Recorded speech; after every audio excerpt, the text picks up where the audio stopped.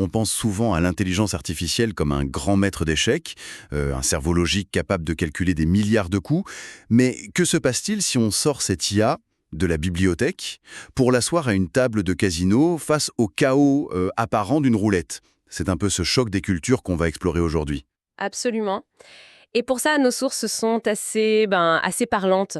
On a d'un côté la transcription d'une vidéo de présentation très enthousiaste, faite par le créateur d'un outil qui s'appelle Caméléon. On a aussi le guide utilisateur, version 17, qui est lui beaucoup plus technique, plus terre-à-terre. Ah oui? Et enfin, une simple capture d'écran de l'interface, c'est une sorte de photo de la machine en plein travail. Donc on a vraiment le mélange de la promesse marketing, du mode d'emploi et de la réalité visuelle. Du coup, notre mission, c'est de décortiquer tout ça. On va essayer de comprendre comment cet outil fonctionne, ce qu'il prétend faire, mais surtout, on va tenter de lire un peu entre les lignes. Est-ce qu'on a affaire à une simple calculatrice sophistiquée ou à un véritable partenaire de jeu stratégique? C'est toute la question en fait. C'est ça. Alors pour commencer, quel est le problème que cet outil, Caméléon, est censé résoudre? Si je suis un joueur de roulette, pourquoi est-ce que j'aurais besoin d'une IA? La prémisse, d'après la vidéo, elle est simple. La faillibilité humaine. Quand on joue, on est face à une avalanche de chiffres, ce qu'on appelle une permanence, et notre cerveau, en fait, est incapable de suivre, d'analyser des dizaines, voire des centaines de numéros en temps réel pour y déceler des schémas. On est vite dépassé. Nos biais, on finit par jouer au feeling, et c'est souvent là que les problèmes commencent, quoi. D'accord, donc l'IA serait là pour compenser nos faiblesses cognitives. Mais est-ce qu'elle prétend faire ce dont tous les joueurs rêvent, prédire le prochain numéro? Et c'est là que ça devient intéressant. Le créateur est très très clair là-dessus. Non, absolument pas. Il le martèle dans la vidéo, c'est impossible. Il rappelle que la roulette a une espérance de gain négative à cause du zéro et que rien ne peut changer ça. Il ne vend pas une boule de cristal, donc. Pas du tout. La métaphore qu'il utilise, et je la trouve assez juste, c'est celle d'un expert assis à côté du joueur. L'outil n'est pas là pour te donner le numéro gagnant, mais pour te souffler la meilleure analyse possible à chaque instant. Un expert. J'aime bien l'image. Mais quel genre d'expert? Un mathématicien froid et rigide ou quelque chose de plus intuitif? C'est un peu la question qui va nous suivre, je pense. Un point qui m'a interpellé dans la vidéo, c'est l'argument commercial, pas d'abonnement à une IA. Ça semble presque trop beau pour être vrai, non?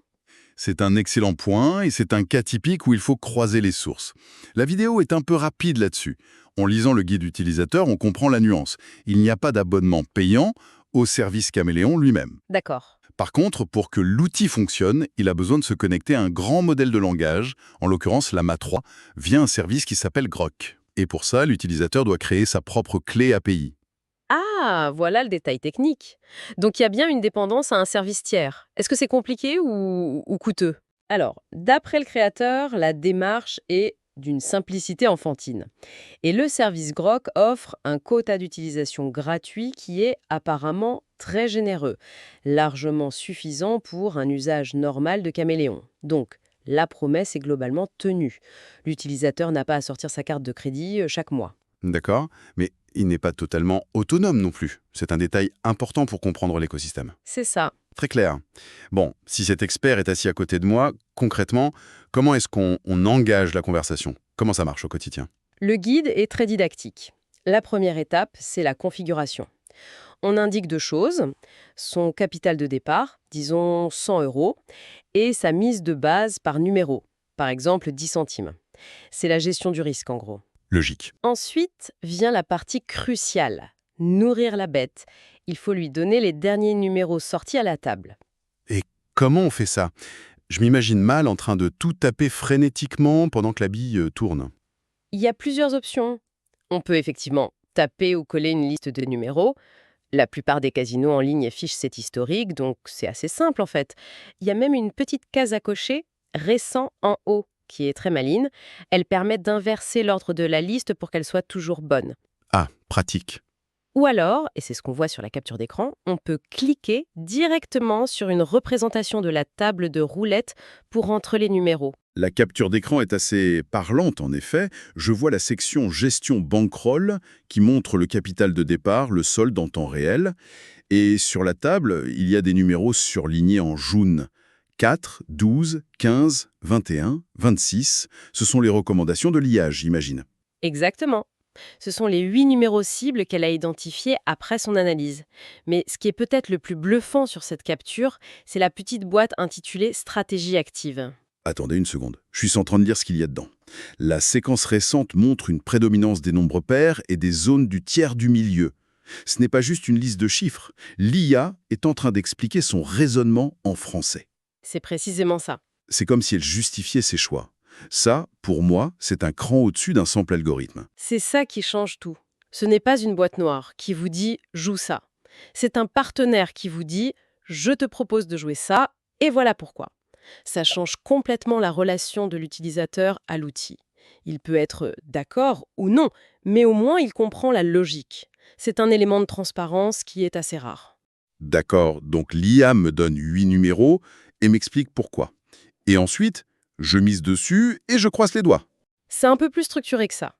Une fois qu'on clique sur « Analyser », l'outil donne pas seulement les numéros. Il donne aussi un plan de mise. Il s'agit d'une montante, un système de progression des mises qui est calculé sur un cycle de 10 tours maximum. Un cycle de 10 tours. Oui. L'objectif est purement mathématique. Si l'un des 8 numéros cibles sort pendant ces 10 tours, le gain est calculé pour couvrir toutes les mises perdues sur ce cycle, plus un petit bénéfice. Et si après 10 tours, aucun des numéros n'est sorti? La perte est actée. Le cycle s'arrête. L'outil vous fait accepter une perte qui est contrôlée et vous invite à lancer une nouvelle analyse sur des bases de données qui sont rafraîchies. C'est une approche qui vise à imposer une discipline de faire. Fini le « je me refais sur le prochain coup ». Exactement. L'outil gère non seulement l'analyse, mais aussi la stratégie de mise et le stop-loss, ce qui retire une énorme partie de la charge émotionnelle qui fait perdre tant de joueurs. C'est une sorte de garde-fou émotionnel donc. Mais sur quoi se base cette analyse? Est-ce que c'est juste de la statistique pure ou y a-t-il de vraies stratégies derrière? Il y a de vraies stratégies, oui, inspirées de ce que font les joueurs expérimentés. Les sources en décrivent 3 principales. La première, c'est Caméléon Standard, ou Trifactor. Trifactor, qu'est-ce que ça veut dire ça? La vidéo contient une citation directe de l'IA qui l'explique elle-même. Je lis. Ces numéros ont été sélectionnés en raison de leur apparition fréquente dans l'historique, leur présence dans les zones voisins, tiers et orphelins, ainsi que leur récence dans les 15 dernières rotations. D'accord, donc 3 facteurs. Voilà. La fréquence, est-ce qu'un numéro sort souvent? La zone, est-ce qu'une partie du cylindre est chaude? Et la récence, est-ce qu'il est sorti récemment? L'IA pondère ces 3 éléments. Logique. Et les 2 autres? La deuxième est plus spécifique. Chasseur des voisins. Elle est conçue pour les tables en direct, avec un vrai croupier. Elle part du principe que certains croupiers ont une signature, une tendance à lancer la bille toujours de la même manière, ce qui va favoriser certains secteurs. Ah oui, le fameux lancer de croupier. Exactement. L'IA essaye de détecter cette signature. La troisième, loi des tiers et des finales, est plus mathématique et automatise d'autres approches bien connues des habitués. Donc on peut choisir sa stratégie de base. Mais c'est là qu'intervient le fameux curseur de créativité IA que je vois sur l'interface. Ça m'intrigue au plus haut point. Créativité. Pour une IA qui joue à la roulette, c'est un mot fort. C'est le cœur du réacteur. Si le curseur est à 0, l'IA applique les stratégies de manière très stricte, très mathématique. Elle est prévisible. Mais plus on augmente ce curseur, plus on lui donne de la liberté. La vidéo parle d'une réflexion un peu plus humaine. Réflexion un peu plus humaine. Je suis un peu sceptique. Soyons critiques une minute. Est-ce que c'est une véritable intuition, une réflexion, ou est-ce que c'est juste un terme marketing pour un algorithme qui introduit une dose de hasard pour rendre les mises moins prévisibles? C'est la question à 1 million. Techniquement, il est presque certain que ce n'est pas de l'intuition au sens humain du terme. C'est plus probablement une fonction qui va permettre à l'IA de s'écarter des schémas les plus évidents. Par exemple, si les stats pures désignent le numéro 5, mais que l'IA détecte une tendance émergente sur les numéros de la colonne 3, une créativité élevée pourrait la pousser à privilégier cette tendance naissante. D'accord, elle peut sentir un changement de dynamique en quelque sorte. C'est l'idée. Elle peut s'écarter de la statistique brute. Donc que ce soit une vraie réflexion ou une simulation de réflexion, l'effet est de la rendre moins rigide, moins robotique. C'est ça. Exactement. Et ça nous amène à l'autre aspect que le créateur qualifie de révolutionnaire. L'outil apprend en permanence au sein d'une même session. C'est-à-dire? Il ne se contente pas de l'historique de départ. Non. Chaque numéro qui sort, que vous ayez gagné ou perdu, est immédiatement réinjecté dans la base de données. L'analyse suivante sera donc basée sur une permanence qui inclut le tout dernier résultat. La vidéo le dit très bien. Il va devenir de plus en plus affûté parce qu'il va inclure les résultats passés pour vous faire de meilleures propositions. Il s'adapte en temps réel, donc. Voilà. Il s'adapte à la dynamique de la table. Si une stratégie ne paie pas sur plusieurs cycles, il va ajuster son approche. Il ne se contente pas d'analyser, il apprend de ses propres succès et de ses propres échecs. C'est fascinant. On a donc un outil qui analyse, qui justifie, qui gère les mises, qui s'adapte et qui a même un petit grain de folie contrôlé.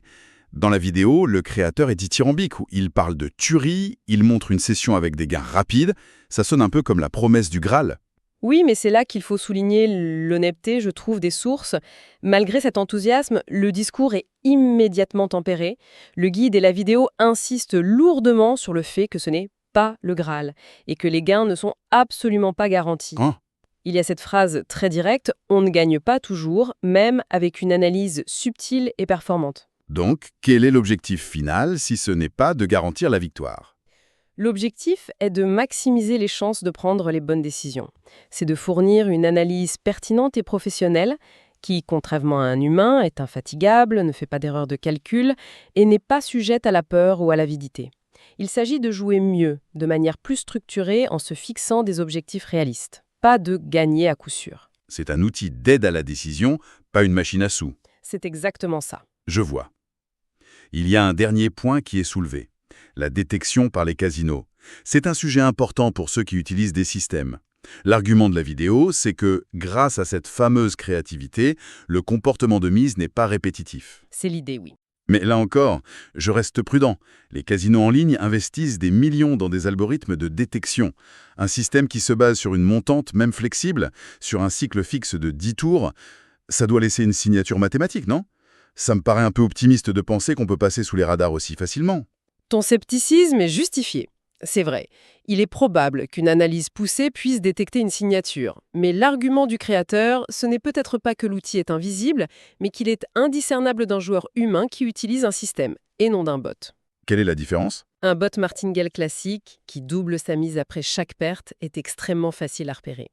Le comportement généré par Caméléon, avec ses 8 numéros qui changent, ses stratégies qui évoluent et sa créativité, est beaucoup plus chaotique. Il ressemble davantage à un humain qui réfléchit et adapte son jeu. Il s'agit de se fondre dans la masse, pas de devenir un fantôme.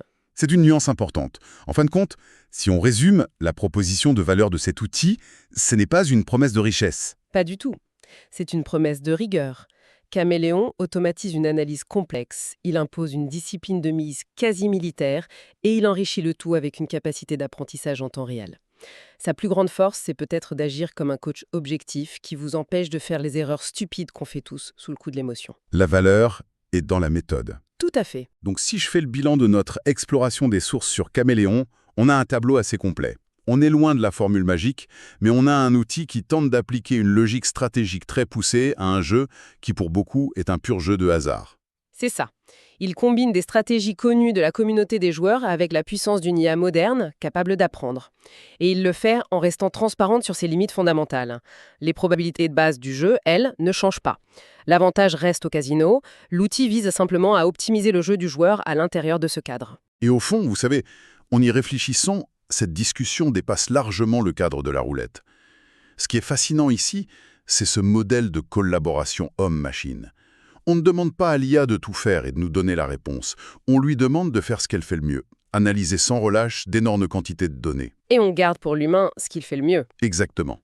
La décision finale, la prise de risque, le jugement. C'est une excellente synthèse. L'IA est un conseiller, pas un décideur. Voilà. Et ça m'amène à une dernière pensée. On a vu cette application dans un casino. Mais où d'autre ce modèle d'IA assistante pourrait-il s'appliquer? Je pense à un médecin dans une salle d'urgence qui doit poser un diagnostic en quelques minutes. L'IA pourrait analyser des milliers de cas similaires en quelques secondes et lui dire « Attention, 80% des patients avec ces symptômes ont développé telle complication. Voici les 3 diagnostics les plus probables. » L'IA ne remplace pas le médecin. Non, mais elle augmente sa capacité de décision de manière exponentielle.